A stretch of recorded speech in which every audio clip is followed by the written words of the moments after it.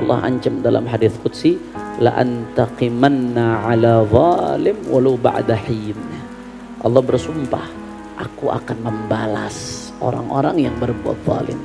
Aku akan membalas, kata Allah, walau ba'da hin, walaupun setelah tempo sekian waktu, aku akan balas, kata Allah Subhanahu wa taala. Jangan kalian duga di dalam Al-Qur'an Allah Subhanahu wa taala itu lalai atas apa yang dilakukan oleh hamba-hambanya yang berbuat zalim. Maka kalau kita pengen betul-betul ngikutin Rasulullah SAW, kata Ibn Athaillah, jangan sampai menzalimi orang lain. Na'udzubillah min. Mudah-mudahan Allah selamatkan kita dari perbuatan zalim.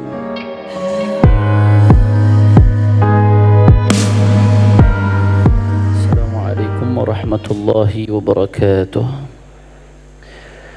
فات لحضرة النبي محمد صلى الله عليه وسلم ثم إلى صاحب الكتاب الإمام ابن عطاء الله السكندري والشيخ أبو عباس المرسي والشيخ الإمام أبو حسن الشاذلي وجميع ساداتنا الصوفية، خصوصا سادتنا الأبي علوي سيدنا مهاجر الله أحمد بن عيسى وسيدنا عبيد الله بن أحمد وابنه علوي بصري وجديد سيدنا الفقيه مقدم محمد بن علوي وجميع سلسلتنا إلى رسول الله صلى الله عليه وسلم، أن الله يتغشاهم من رحمه والمغفرة ويدخلهم الجنة برحمته ويعيد علينا من بركاتهم وأسرارهم وأنواعهم ويفتح علينا فتوح العارفين ويرزقنا علما نافعا ورزقا واسعا ويرزقنا العمل بما علمنا. وإلى حضرة النبي محمد صلى الله عليه وسلم سر الفاتحة. أعوذ بالله من الشيطان الرجيم. بسم الله الرحمن الرحيم. الحمد لله رب العالمين الرحمن الرحيم مالك يوم الدين إياك نعبد وإياك نستعين اهدنا الصراط المستقيم صراط الذين أنعمت عليهم غير المغضوب عليهم. بسم الله والحمد لله والصلاة والسلام على رسول الله سيدنا محمد بن عبد الله وعلى آله وصحبه ومن والاه. سبحانك لا علم لنا إلا ما علمتنا إنك أنت العليم الحكيم. رب اشرح لي صدري ويسر لي أمري واحلل عقدة من لساني يفقه قولي وسدد لساني واهدي قلبي بحق النبي صلى الله عليه وسلم. دستوركم يا أهل الدرك، دستوركم يا أهل النوبة، دستوركم يا أهل الحل، دستوركم يا أهل العقد، دستوركم يا أهل الظاهر، دستوركم يا أهل الباطن. قال المصنف رحمه الله تعالى ونفعنا به وبعلومه في الدارين آمين، إلى أن قال: ومن أراد ذلك فعليه بعدم الظلم لعباد الله في أعراضهم وأنسابهم وأموالهم، فلو سلموا من ظلم بعضهم بعضا لانطلقوا إلى الله تعالى، ولكنهم معوقون كالمديان بسبب من يطلبه. واعلم أنك لو كنت مخصصا عند الملك مقربا منه وجاء من يطلبك بدين ضيق عليك ولو كان نزرا يسيرا، فكيف بك إذا جئت يوم القيامة و100,000 إنسان أو أكثر يطلبونك بديون مختلفة من أخذ مال وقذف عرض وغير ذلك، فكيف يكون حالك؟ والعياذ بالله. Melanjutkan kajian kitab Tajul Arus Al-Hawi li Tahdhibin Nufus karya Al-Imam Ibn Athaillah As-Sakandari rahimahullahu ta'ala rahmatal abrar. Sebelumnya salam penghormatan kita sampaikan pada guru kita Syekhana wa Habibana Al-Habib Quraish bin Qasim bin Ahmad bin Hussein bin Tahir Baharun, begitu pula segenap keluarga besar beliau, tidak lupa guru-guru Jalsatul Itsnain, wabil khusus akhi fillah walillah Habibana Al-Habib Muhammad bin Alawi Al-Kaf, Kiai Haji Muhammad Yahya, dan semuanya para asatid, para sesepuh, para tokoh masyarakat. Tidak dapat saya sebutkan satu persatu tanpa mengurangi rasa hormat saya kepada beliau semua. Kita doakan mudah-mudahan guru-guru kita, kiai-kiai kita, Allah panjangkan umurnya, Allah sehatkan badannya, Allah jaga zahir batinnya, Allah menangkan perjuangannya. Amin ya Rabbal. Dan salam penghormatan yang paling istimewa saya hadiahkan kepada hadirin, hadirat, muslimin, muslimat, mukminin, mukminat, ikhwan dan akhwat, jamaah Majelis Jalsatul Itsnain, Majelis Rasulullah sallallahu alaihi wasallam Jawa Barat yang dimuliakan oleh Allah Subhanahu wa taala, yang istiqamah hadir setiap minggunya. Kita angkat tangan semuanya, kita minta sama Allah, mudah-mudahan berkah majelis yang mulia ini tidaklah kita keluar dari tempat ini kecuali semua dosa kita diampuni oleh Allah Subhanahu wa taala. Yang sakit Allah angkat penyakitnya, Allah sembuhkan penyakit zahir, penyakit batinnya. Semua yang hadir dilapangkan rezekinya, diberkahi kehidupannya, dibahagiakan dunia dan akhiratnya. Amin ya rabbal alamin. Ahibba'il kiram, melanjutkan pembahasan kita.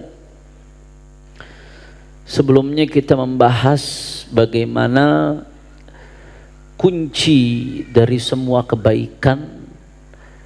Kalau diibaratkan kebaikan, kebahagiaan di dunia dan akhirat adalah semua rumah, maka kunci untuk masuk ke rumah tersebut adalah dengan meneladani baginda Nabi besar Muhammad sallallahu alaihi wa ala alihi wa sahbihi wasallam. Hadza huwal miftah. Itulah kuncinya. Rasulullah adalah kunci. Mengikuti Rasulullah adalah kunci. Di balik mengikuti Rasulullah ada segala kebaikan duniawi dan ukhrawi. Maka di sini musannif melanjutkan, wa man arada dzalik, maka barang siapa yang ingin mengikuti Rasulullah sallallahu alaihi wasallam selain bentuk-bentuk cara mengikuti yang sudah dijelaskan sebelumnya, maka beliau mengatakan di antara caranya adalah fa'alaihi bi'adami zulmi li'ibadillah fi a'radihim wa ansabihim wa amwalihim. Kamu kalau mau ngikutin Rasulullah caranya bagaimana? Salah satu caranya, maka hendaknya seorang hamba jangan menzalimi hamba-hambanya Allah yang lain. Itu salah satu cara bentuk ngikuti Rasulullah. Karena Rasulullah nggak pernah ngezalimin orang ya ikhwan. Kata beliau fi a'radihim, jangan zalimi orang dalam urusan harga dirinya, nama baiknya. Wa ansabihim, jangan ngezalimin orang dalam urusan nasabnya. Wa amwalihim, jangan menzalimi orang dalam urusan hartanya, dirinya jangan. Kalau kamu mau mengikuti Rasulullah sallallahu alaihi wasallam, jangan zalimin orang. Karena Rasulullah sallallahu alaihi wasallam bersabda, khairun nas anfa'uhum linnas. Sebaik-baiknya orang yang paling manfaat buat sesama manusia. Itu idealnya, bagusnya. Tapi kalau belum bisa memberikan manfaat sesama manusia, maka minimal jangan memberikan mudarat. Jangan nyusahin orang. Jangan menyakiti orang. Jangan mencaci maki orang bighairi hak, tanpa alasan yang dibenarkan oleh syariat. Jangan memukul orang, jangan merampas harta orang. Makanya dikatakan oleh para ulama, bahkan diriwayatkan ini asar. Ya, ada seseorang namanya Syekh Ibrahim bin Ali Asy-Syairazi.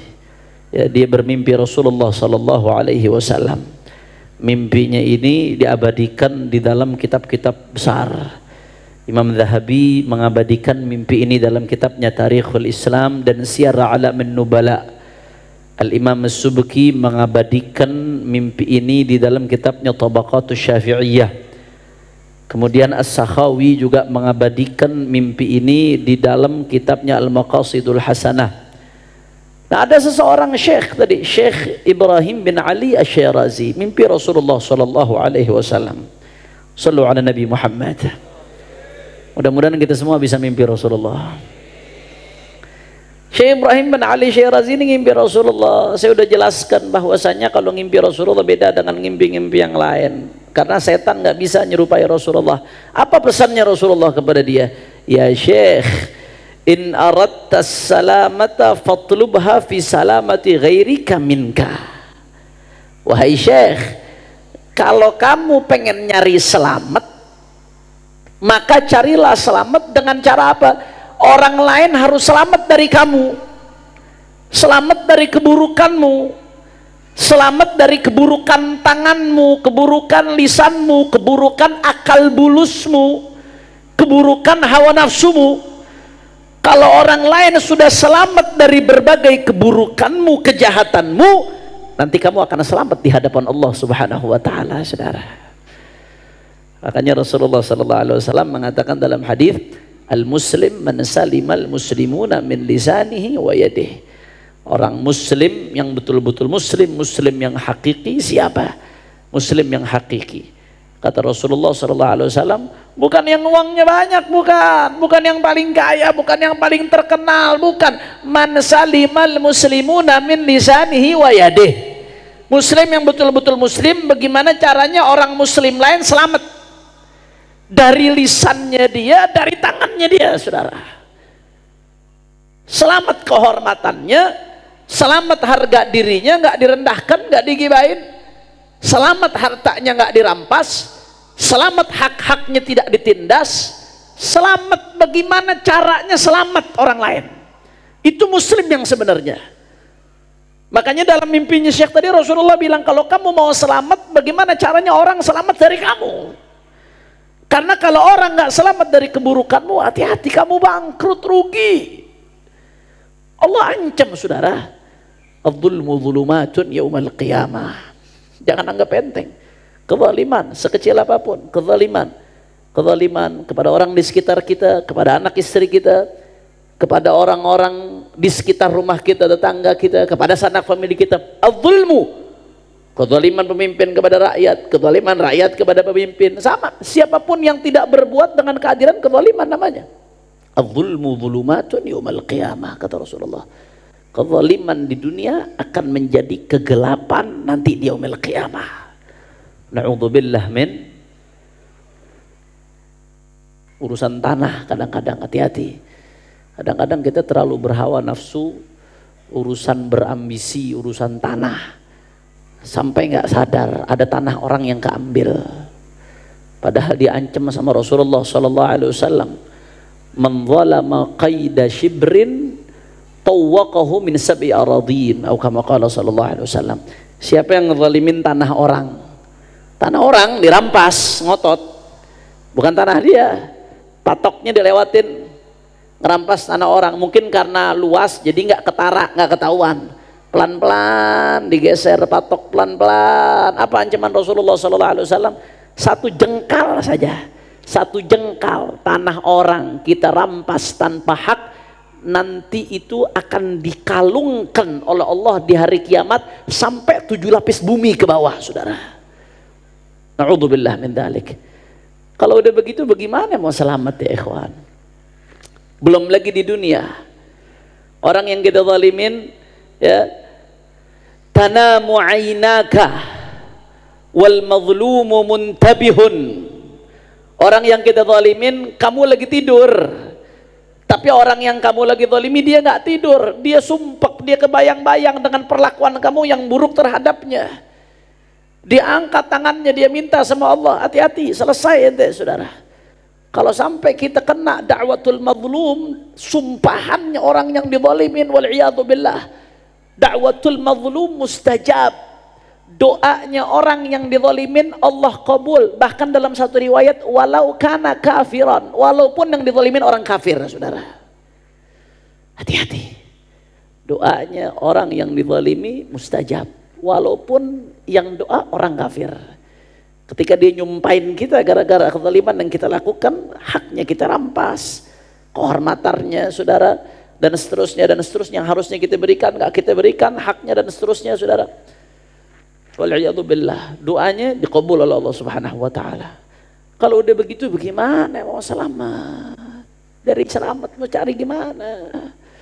Ibadah luar biasa, sholatnya Masya Allah, zakatnya Masya Allah,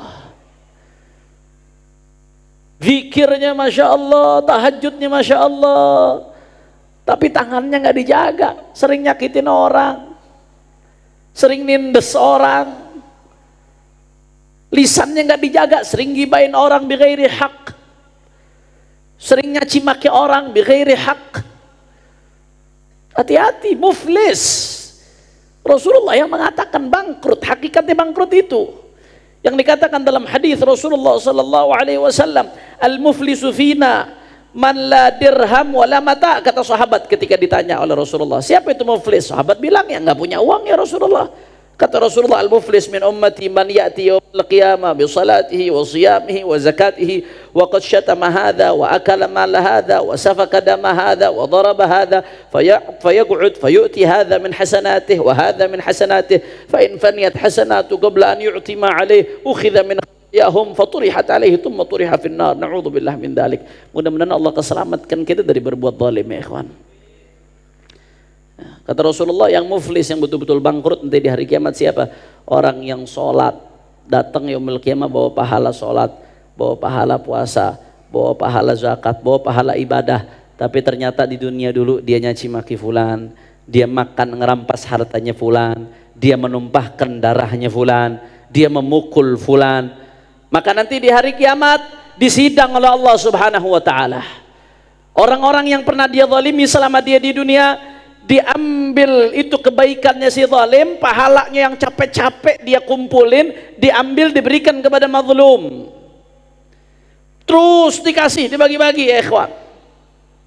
Kalau udah habis, dosanya orang-orang yang mazlum diberikan kepada si zalim ya ikhwan. Yang begini mau selamat dari mana di hari kiamat? Kira-kira jelas atau tidak? Faham?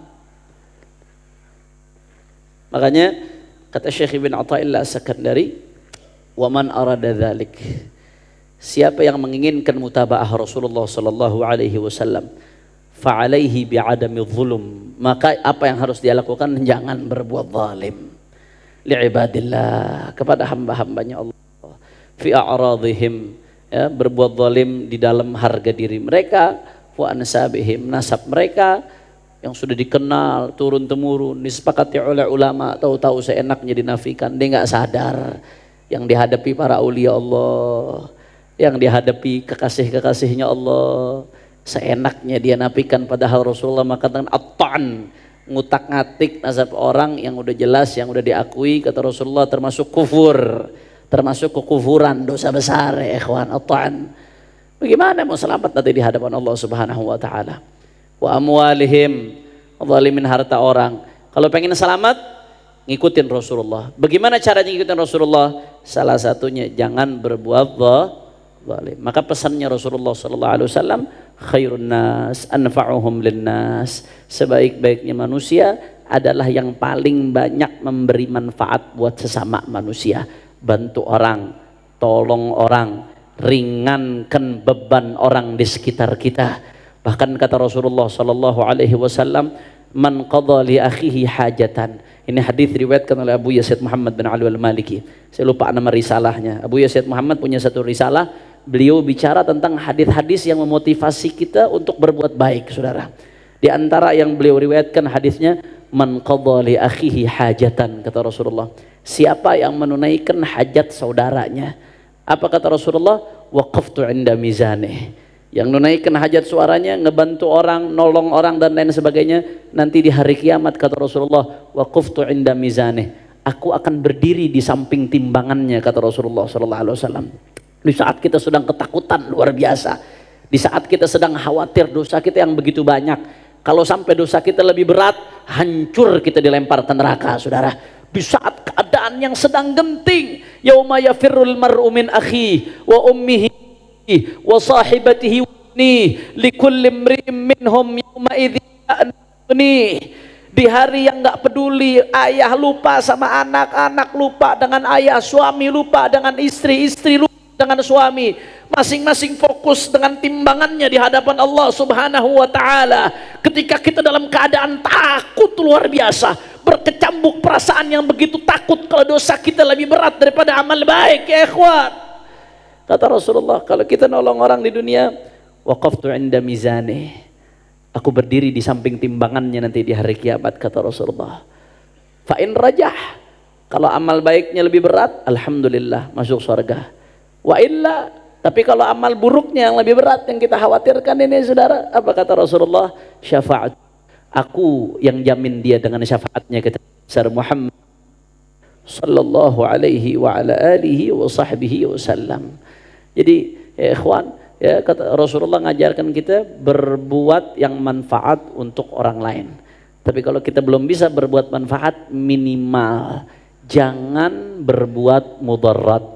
Kalau belum bisa ngebantu, jangan nyusahin. Kalau belum bisa menggembirakan, jangan bikin susah. Kalau belum bisa membuat senang, jangan bikin sedih. Kalau belum bisa ngajak kebaikan, jangan ngajak kepada keburukan. Kalau belum bisa memberikan petunjuk, jangan menyesatkan. Itu jadiin prinsip kita ya ikhwan. Kira-kira jelas atau tidak? Alhamdulillah. Karena kita kadang-kadang ada yang belajar tasawuf, bicara tasawuf, dipikir konotasinya hanya urusan dzikir doang, dipikir konotasinya hanya urusan thariqah doang, dipikir konotasinya hanya urusan bagaimana caranya dia nangis kalau doa. Ada yang belajar tasawuf mikirnya begitu doang, tapi seenaknya ngerampas hak orang, gaji pegawainya nggak dibayar, warisan orang diambil dirampas. Dari mana tasawuf seperti itu ikhwan? Kata Imam Hasan al-Basri, ya, kata Imam Hasan al-Basri, hakikat kata Habib Ali bin Hasan al-Attas. Habib Ali bin Hasan al-Attas dalam kitabnya Al-Ghirtash fi Manaqib al-Attas, beliau mengatakan, milakut tasawuf husnul khuluq. Wa qad qalu at-tasawuf kulluhu khuluqun hasan. Hakikat tasawuf, apa hakikatnya? Akhlak yang baik. Hakikat tasawuf, akhlak yang baik. Akhlak yang baik itu apa? Kata Imam Hasan Basri, hakikat husnul khuluq. Hakikat dari akhlak yang baik 3, sederhana. Yang pertama, badlul ma'ruf, berbuat kebaikan. Wa kafful adza, yang kedua, menahan diri jangan melakukan keburukan, jangan ganggu orang. Itu hakikat daripada akhlak yang baik. Jadi hakikat tasawuf itu akhlak yang baik. Hakikat akhlak yang baik kata Imam Basri, yang pertama badlul ma'ruf, menolong orang, berbuat baik. Yang kedua kaful adza, jangan mengganggu orang, jangan menyakiti orang. Itu hakikat tasawuf. Dan yang ketiga talaqatul wajah, pasang wajah yang baik, pasang wajah yang bagus. Kira-kira jelas atau tidak? Jadi itu hakikat tasawuf ya ikhwan. Jangan sampai kita gurur, jangan sampai tertipu. Pokoknya belajar tasawuf, nangis kalau doa. Kalau sujud nangis-nangis saudara, bahkan kadang-kadang teriak-teriak histeris. Kalau lagi zikrul jalalah teriak-teriak histeris, tapi pulang dari situ ngerampas duit orang. Hati-hati, nggak ada gunanya ente begitu. Di yaumil qiyamah bangkrut yang seperti itu. Na'udzubillah min. Allahu akbar. La ilaha illallah.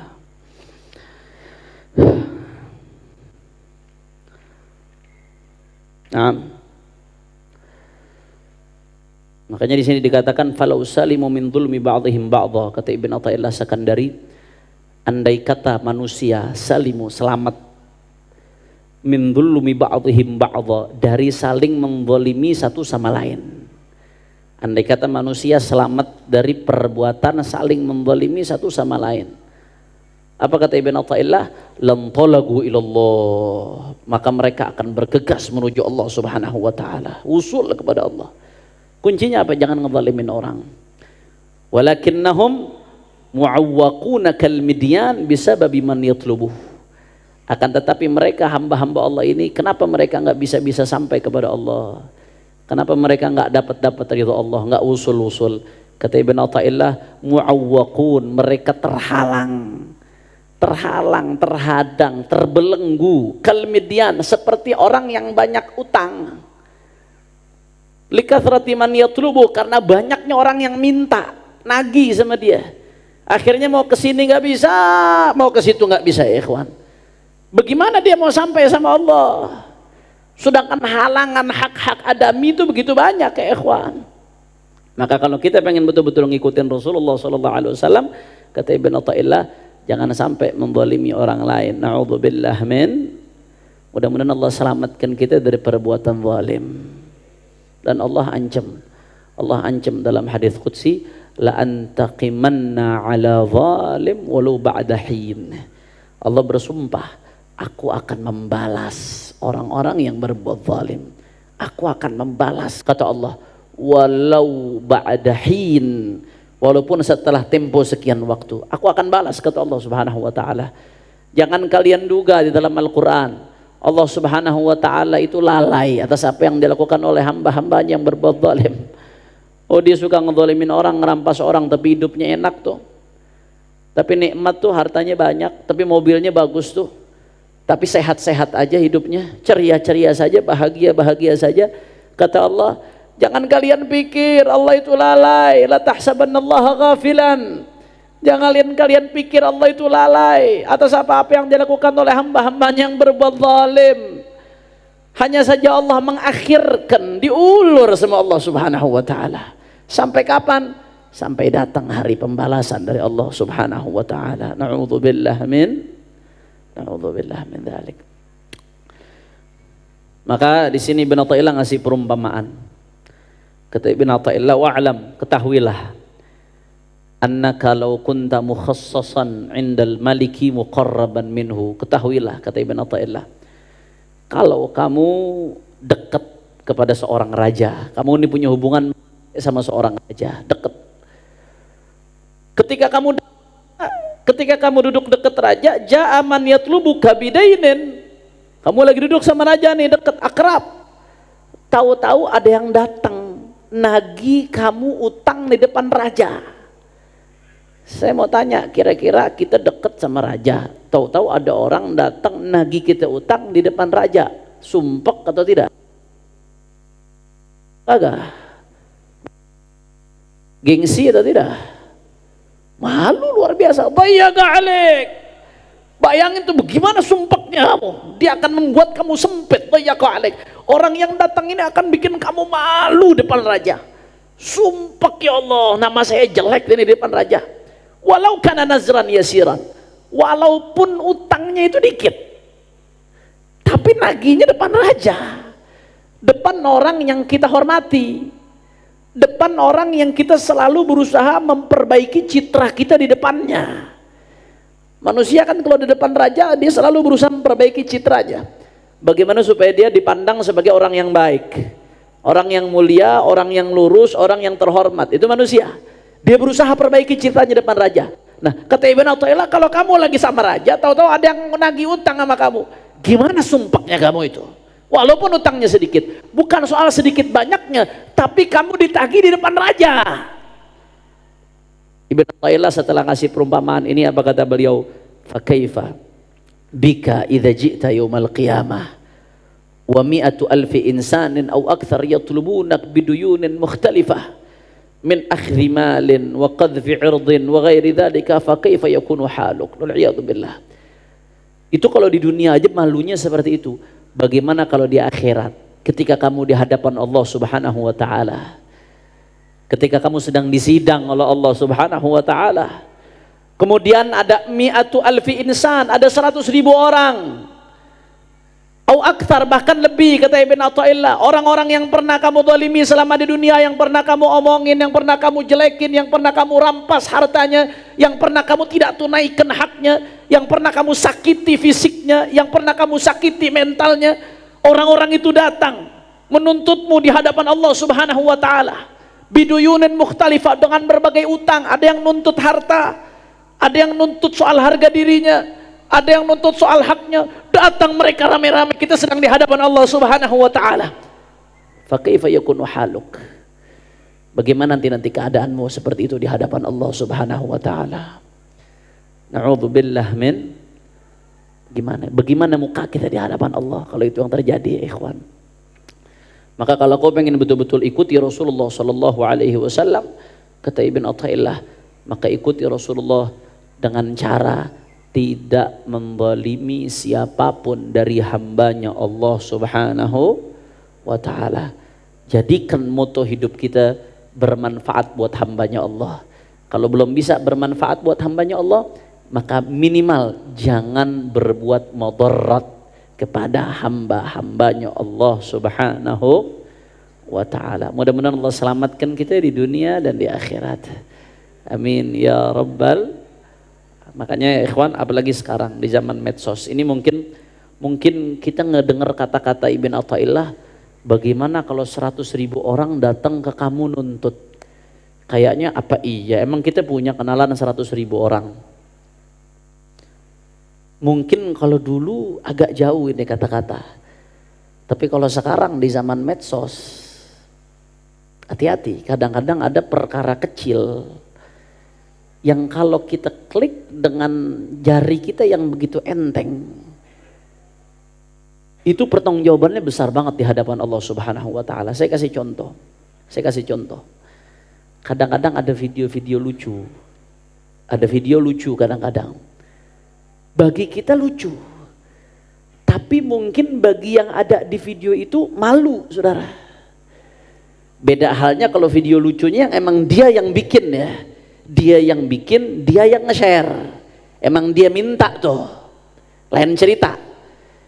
Kadang-kadang ada video lucu orang jatuh, orang jungkir balik, yang dia sendiri nggak pengen itu terjadi, dan dia sendiri malu dilihatin orang. Sederhana kadang-kadang videonya, tapi dia malu. Tanpa kita sadar, kita ikut share di grup. Satu grup 300 orang, 500 orang, yang di grup 10%, 20%, 30% diantaranya nge-share lagi. Yang di grup 500 orang, 20%-nya udah berapa? 100 orang nge-share ke grup-grup yang ada di HP-nya, ke WA-nya. Belum lagi yang di status. Tujuannya video lucu. Tapi orang yang di dalam video tersebut malu. Merasa harga dirinya dijatuhkan gara-gara video lucu tersebut. Berapa yang harus kita pertanggungjawabkan di hadapan Allah Subhanahu wa taala? Hati-hati ya ikhwan, hati-hati. Apalagi kalau isi videonya ngina ulama, ngerendahkan ulama, ngefitnah ulama. Kata Ibn Asakir, "I'lam anna luhumal ulama masmumah wa 'adatullah fi hadki astari muntahikihim ma'lumah. Faman atlaqa 'alaihim lisanahu bis-salab ibtalahu Allahu bimautil galab." Na'udzubillah. Kata Ibn Asakir, Al-Hafidh Ibn Asakir, "I'lam, ketahuilah, anna luhumal ulama masmumah, sesungguhnya dagingnya ulama itu beracun. Wa adatullah astari muntahikihim ma'lumah, dan Allah Subhanahu wa taala tuh biasanya akan membuka aib orang yang melecehkan mereka para ulama pewaris Nabi ya ikhwan. Dan itu udah dari zaman ke zaman Allah udah biasa mempermalukan orang-orang yang suka melecehkan ulama, yang suka merendahkan ulama, yang suka menghina ulama. Hati-hati. Maka kata Ibn Asakir, "Faman atlaqa 'alaihim lisanahu bisalab ibtalahu Allahu bimautil galab." Orang yang seenaknya menghina, mencaci maki ulama pewarisnya Rasulullah sallallahu alaihi wasallam, ibtalahu Allah bimautil galab. Allah akan kasih dia bala. Balanya apa? Hatinya mati ya ikhwan. Udah nggak bisa dengarkan nasihat. Hati mati sebagaimana kita pernah jelaskan, lama-lama mengeras, lama-lama hitam. Hati yang mengeras hitam, lama-lama iman akan kabur dari hati tersebut. Kalau iman kabur dari hati tersebut, dikhawatirkan mati su'ul khatimah. Na'udzubillah min. Nggak enteng ya ikhwan, nggak gampang. Nggak gampang ya ikhwan. Maka hati-hati. Saya teringat dulu waktu Rauhah di Hadramut di Tarim, kan ada syair,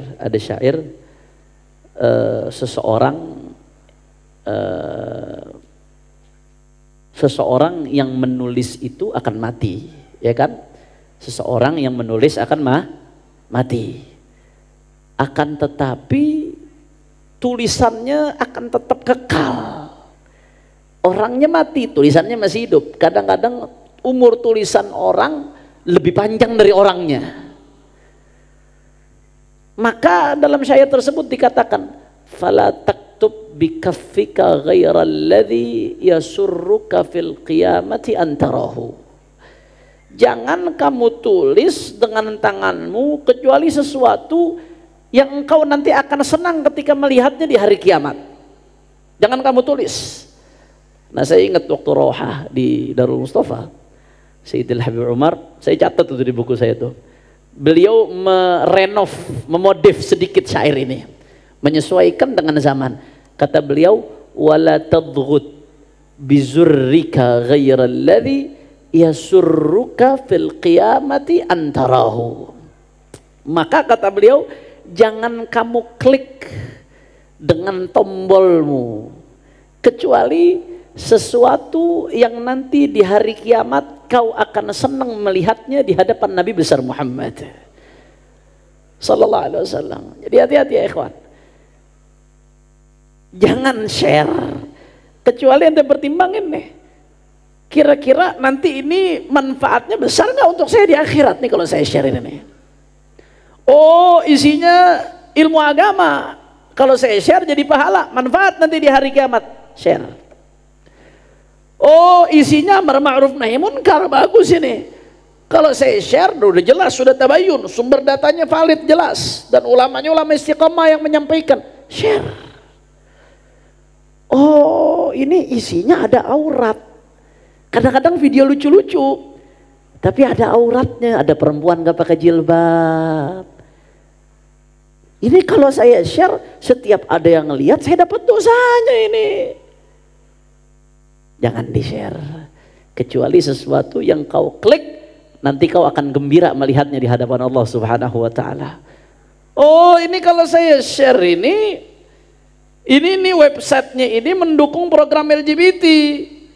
Kalau saya share, dananya masuk, sebagian dananya diperuntukkan untuk program yang haram. Jangan ikut nge-share.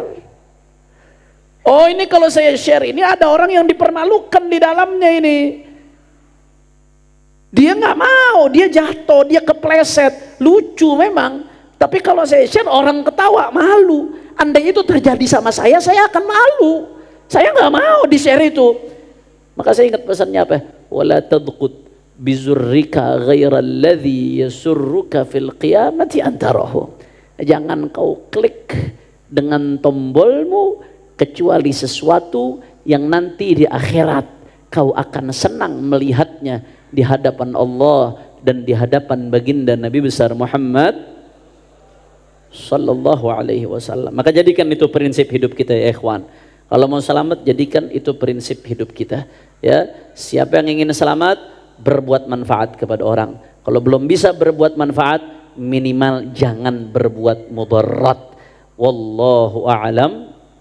Terakhir kita baca Fatihah. Saya minta sama-sama kita baca Fatihah ya. Ada satu kemaksiatan besar yang sangat mengkhawatirkan di negeri kita, yang saya nggak perlu jelaskan rincinya di majelis ini. Kita sama-sama bacakan Fatihah. Mudah-mudahan kemaksiatan besar tersebut digagalkan oleh Allah Subhanahu wa taala. Negeri kita dijaga dari berbagai macam kemaksiatan, dan mudah-mudahan orang-orang yang ingin melakukannya mendapatkan hidayah dari Allah Subhanahu wa taala. Di balik hatinya jadi melakukan ketaatan. Ala hadhihi niyyah li kulli niyatin salihah bisirril Fatihah. A'udzu billahi minasyaitonir rajim. Bismillahirrahmanirrahim. Alhamdulillahirabbil alamin arrahmanir rahim maliki yaumiddin. Iyyaka na'budu wa iyyaka nasta'in. Ihdinas siratal mustaqim. Siratal ladzina an'amta 'alaihim ghairil maghdubi 'alaihim waladdallin. Amin. Ini saja yang saya sampaikan. Mudah-mudahan yang sedikit yang saya sampaikan ini bisa bermanfaat, dan mudah-mudahan Allah jadikan kita orang-orang yang selamat di dunia dan selamat di akhirat. Amin ya rabbal alamin. Ini saja dari saya, lebih kurangnya mohon maaf. Hadani Allah wa iyyakum ila siratil mustaqim. Wassalamualaikum warahmatullahi wabarakatuh.